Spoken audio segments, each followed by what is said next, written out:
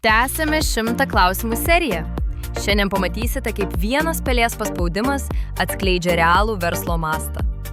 Perjungiame rodiklį į užsakymų kiekį vienetais. 11.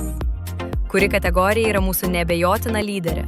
Tai Intimate. Parduota net 5300 vienetų. 12. Kas užima antrąją vietą?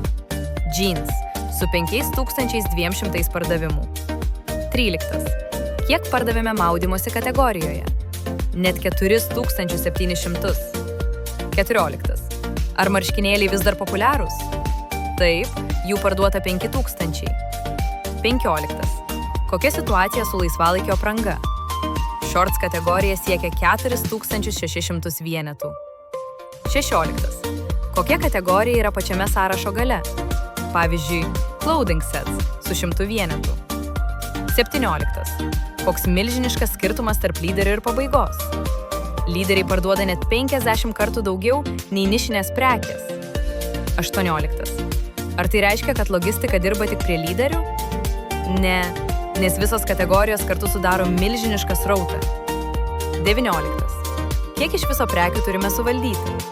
Apatinė lentelė rodo įspūdingą skaičių. 53 806 vienetus. 20. Ar viena ataskaita padeda tai suvaldyti? Taip, dabar matome ne tik pinigus, bet ir realų prekių judėjimą. Jau atsakėme į 20 klausimų.